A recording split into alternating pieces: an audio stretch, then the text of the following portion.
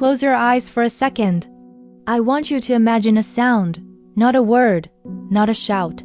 A raw, guttural roar of pure rage, directed inches from your face.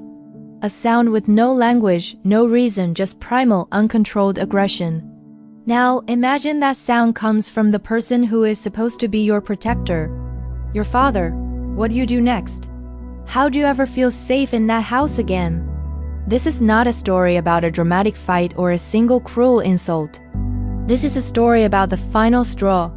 The moment a lifetime of small cuts finally opens a wound so deep, the only way to survive is to build a wall. It's a story about a sun and a microwave, a question ignored, and a roar that shattered the last illusion of safety. And it asks the most painful question a child can ask. Did I deserve this? Let's reconstruct the moment, second by second, because in trauma, the devil is in the details. The scene, a kitchen. A young adult is tinkering with a PC, focused.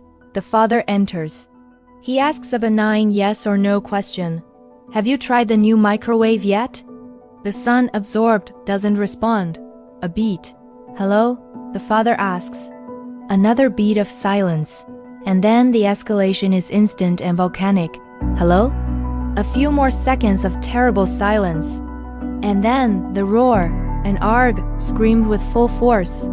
He leaves the room, returns a minute later, and delivers the line that will become the foundational scripture of their estrangement. That thing you were doing, ignoring me. It's gonna get 10 times worse. Let's be clinical here. This wasn't a parent frustrated by a disrespectful teen. This was an adult man whose ego was so fragile, whose need for immediate compliance was so absolute, that a delayed answer to a question about a microwave triggered a fight or flight response in him. The threat, it's gonna get 10 times worse, isn't a warning. It's a promise. It's the verbal equivalent of cocking a gun. The son writes, I felt really afraid for my own safety, and I still do whenever I am in his presence. That sentence is the entire story. The relationship is no longer about love or conflict. It's about managed fear. But a single explosion needs a powder keg. And the post provides a devastating archaeology of a childhood designed to create a perfect victim. This is not a list of abuses. It's a blueprint for eroding a human being. He was told to mind his own business for the crime of childhood curiosity. He was the perpetual scapegoat. Dishes near the dishwasher, slow internet, empty car shampoo, all his fault. This is a classic technique of the emotional abuser. Create a world where the child is the default source of all problems. It keeps them off balance, guilty, and small. But the most chilling examples are of emotional abandonment. Feeling sad? You'll get over it. Terrified of a presentation? You're not getting away with it. Crashes a moped and is hurt? The father doesn't check on his son. He stares at the damaged bike with disappointment. This is the core injury. It teaches a child a brutal lesson. Your feelings are irrelevant. Your pain is an inconvenience. Your worth is tied to your functionality and lack of error. The father isn't just angry. He is emotionally illiterate. He cannot see a son in distress. He only sees a problem to be dismissed or a fault to be blamed. This is where we see the cycle. After fights, there will be gestures, a movie trip to bury the hatchet. But these were not reconciliations. They were forced resets. They were performances of normalcy that demanded the son forget the injury without the father ever acknowledging it. No apology, no accountability, no change in behavior. Just a temporary ceasefire where the underlying war, the father's need for dominance and the son's need for safety, remained fully active. The hatchet wasn't buried. It was just placed on the shelf, ready to be picked up again. This cycle is a form of gaslighting. It tells the victim, the terrible thing that happened is now in the past.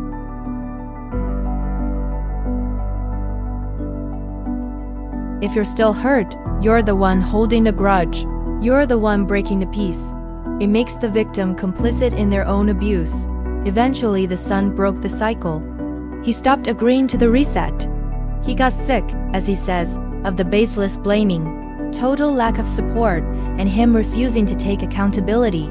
He chose permanent, silent distance over the temporary relief of a fraudulent peace. The post ends with the most heartbreaking confession in the history of AITA. He says, "I have very low self-esteem, and sometimes I think that everything that he has and has not ever done to me is fully deserved." This is the ultimate victory of the abusive parent. They don't just hurt you, they recruit you to their side. They train you to be their own jailer. His father spent 2 decades systematically dismantling his son's sense of self-worth, brick by brick.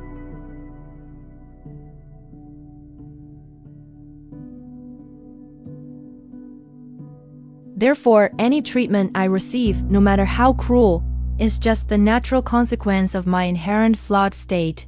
His low self-esteem isn't a separate issue.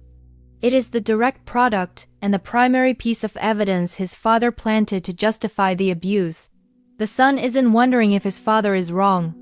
He's wondering if he himself is so fundamentally wrong that he deserves to be terrified in his own home. The Reddit judgment, "asshole," is not just incorrect. It is a profound moral failure of the community. It judges the symptom, the silent treatment, while willfully ignoring the disease, a lifetime of emotional terrorism. The son is not giving his father the silent treatment, a petty tactic used to punish. He is enacting a no-contact protocol for his own psychological survival. He is not ignoring his father. He is finally listening to his own screaming instinct for safety. His obligation is no longer to be a good son. His obligation is to be a survivor. The path forward is not reconciliation, it is reparenting. He must do the work his father refused to do. Learn that his curiosity was beautiful, that his feelings are valid, that his safety is non-negotiable, and that he did not and never could deserve to be roared at for being distracted. The most radical act of healing he can perform is to look at that frightened young man in the kitchen and finally definitively tell him, "You did not deserve that. It was not your fault. And you have every right to build a wall so high that that roar can never reach you again." This story is a mirror. It forces us to ask hard questions about family, obligation, and trauma. Question 1. The line of no return. Where is the line between a flawed parent and an unsafe parent? Was it the roar, the threat, or the lifetime of blame that justified cutting contact? Question 2. The obligation of the child. Does a child, even an adult child, have an unconditional duty to maintain a relationship with a parent who makes them fear for their safety? Question 3. The anatomy of an apology. What would a real apology from the father look like? Could it ever be enough to rebuild what was destroyed? Question 4. Your own wall. Have you ever had to build a boundary, big or small, with a family member for your own peace? What did it cost you, and what did it give you? Debate below. If stories that dissect the silent generational wounds of family resonate with you, like, subscribe, and hit the bell. This is where we face the hard truths. Thanks for listening.